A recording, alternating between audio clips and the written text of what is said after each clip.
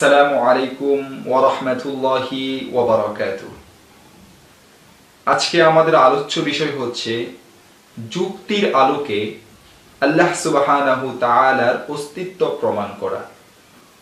বর্তমানে আমরা যে যুক্তিবিদ্যা বা লজিক পড়ি, এই যুক্তিবিদ্যা বা লজিকের আবিষ্কারক হচ্ছে প্রাচীন গ্রিকের পণ্ডিতগণ। তাদের মধ্যে অন্যতম হচ্ছে প্লেটো এবং তার শাগরিদ, তার ছাত্র এরিস্টটল। তারা একটি যুক্তি দিয়েছেন, সে যুক্তির নিরিখে আল্লাহ রাব্বুল আলামিনের অস্তিত্ব প্রমাণ করা যায়। সে যুক্তিটি হলো ডিজাইন ইন্ডিকেটস ডিজাইনার। নকশা নকশাকারীর প্রতি ইঙ্গিত বহন করে।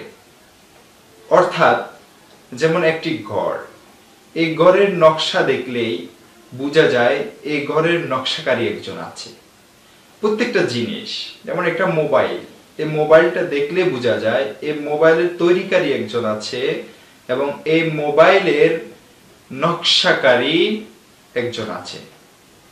একজনও থাকতে পারে, একের অধিকও থাকতে পারে, একাধিকও থাকতে পারে। আল্লাহ রাব্বুল আলামিন কোরআনে মাজিদের বিভিন্ন জায়গায়, বিভিন্ন স্থানে অবিশ্বাসীদেরকে ওনার অস্তিত্বের প্রমাণ করার জন্য এই সেম উক্তিটাই, সেম যুক্তিটাই আল্লাহ রাব্বুল আলামিন উপস্থাপন করেছেন। Design indicates designer. আল্লাহ রাব্বুল আলামিনের সমস্ত সৃষ্টির মধ্যে আপনি তাকান, ডিজাইন দেখতে পাবেন।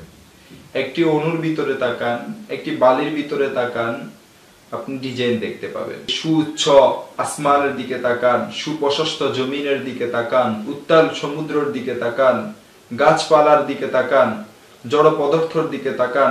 যে জিনিসের মধ্যে আপনি তাকান না কেন, যে জীবজন্তুর মধ্যে আপনি তাকান না কেন, আল্লাহ রাব্বুল আলামিনের অস্তিত্বের প্রমাণ আপনি সেখানেই খুঁজে পাবেন।